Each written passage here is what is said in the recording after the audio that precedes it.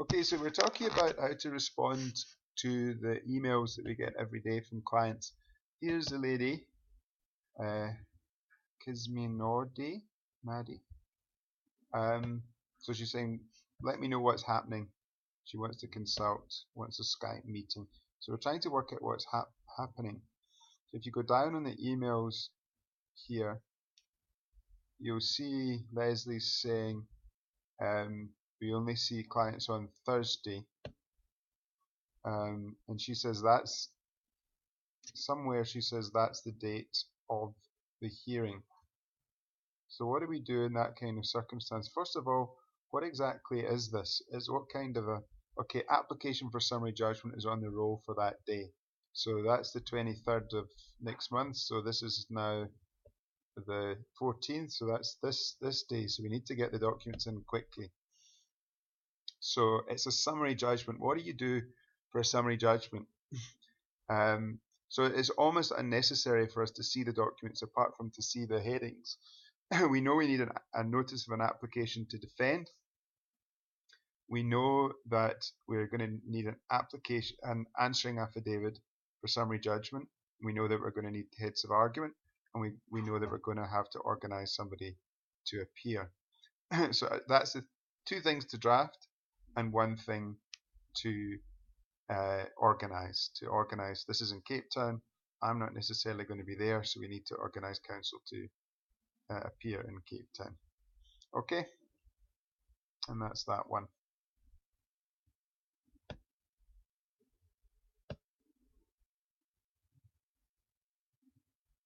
Okay, here's another one.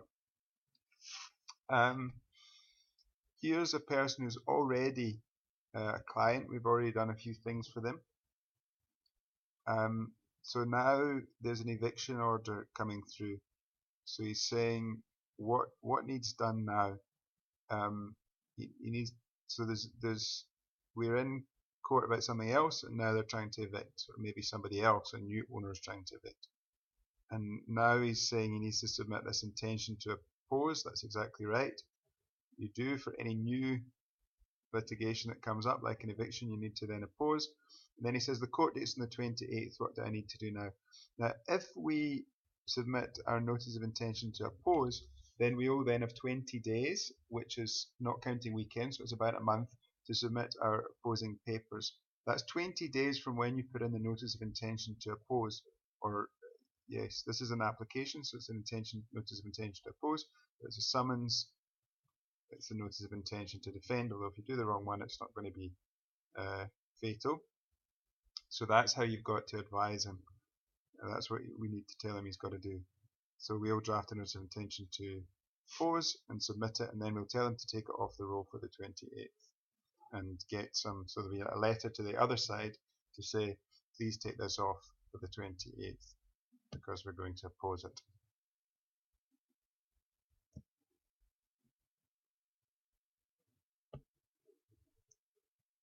Here is probably the most basic email inquiry that comes through. Please advise the possible dates for meeting consultation with Mr. Douglas Shaw. So Leslie has responded here. Good morning. We have appointments at his office on Thursday. Please let me know if you'd like to schedule an appointment or something like that.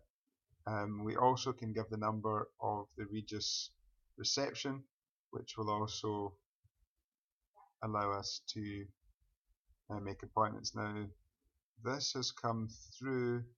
There should be an email address, or this one's been sent directly to Leslie.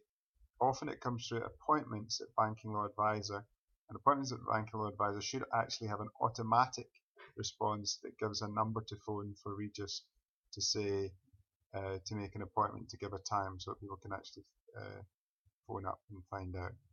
Making appointments for people is one of the most basic things that one does when responding to email.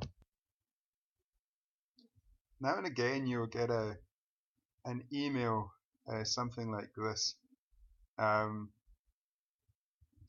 in this situation, what happened was that the client didn't actually go to the trial, to the hearing, and neither did we. Um, because we decided that we'd already sent them the letter about STEMIT, which was a case before the SCA, which basically says that they shouldn't execute. It's about the constitutionality of execution. So we wrote to them and said, you can't execute at the moment because this is still before the SCA. So we didn't even go to the hearing, and then the judgment was awarded with execution when we thought it should only have been awarded without execution, which we weren't going to argue against. And then, so we brought a rescission, which they'd already sent us a letter anticipating that we were going to do. At that time, we didn't know that there was execution in the judgment because they didn't send us the judgment. So now we file our rescission, and they get very angry, and you get a letter like this: you have failed to withdraw it because they say you must withdraw your application for rescission to reverse the judgment.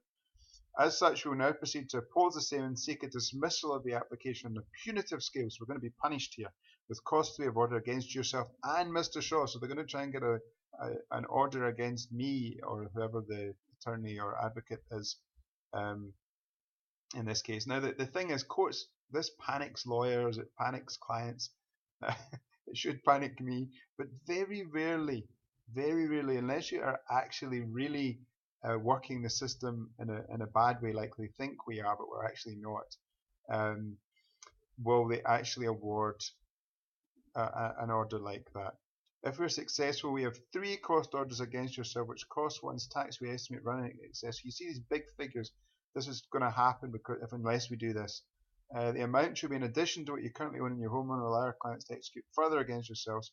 We urge you to reconsider your application. Now, yes, these are large amounts, but if this is true, then it's true whether or not we withdraw our application or not. But the point is, if my client's home, which is worth, I can't remember exactly, but say 2 or 3 million, is sold for 100,000 or 500,000 or even a million, then he's going to lose far more than this. So the strategy shouldn't be affected by these intimidating letters that you receive. We will now proceed in the defendant opposed. So now they're saying, okay, but we're going to do the proper procedure anyway. When you get a letter like this, the first thing that you've got to remember is, in the words of the Hitchhiker's Guide to the Galaxy, don't panic. When you see a letter like this asking for cost orders against you and against everyone involved, and it's going to be a terrible thing, don't panic. Just think through the strategy properly. In this case, the strategy's already been thought through. We have to go for rescission. They've already got an order of execution against us. If we don't go through with this, then our client's home is going to be sold for the usual half or a third of what it's worth. We cannot withdraw our rescission. So just ignore this.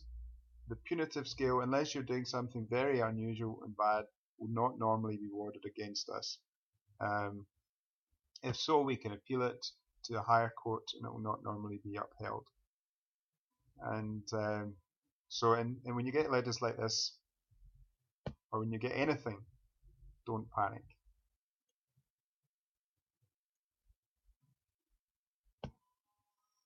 Going back to the KSME letter that we talked about earlier, so we've worked out that this is an application for summary judgment. The summary judgments, your pleadings don't need to be in till about a day or 2 days before, so 3 or 4 days is what you should really aim for. But you don't need to put them in within 10 days from, or like a notice of intention to defend 5 days or 10 days from when you get them. It's to do with how long before the summary judgment date. So what do I say here? Do a notice of intention to oppose and draft the summary judgment answering affidavit and heads of argument. So that's what needs to be filled in from the draft agreements, the day-to-day documents, drafting documents. We need the opposing attorney's details. This is the kind of letter you would write to the client. We need to be in touch with the opposing attorney's details so we can write to them and say they should withdraw it.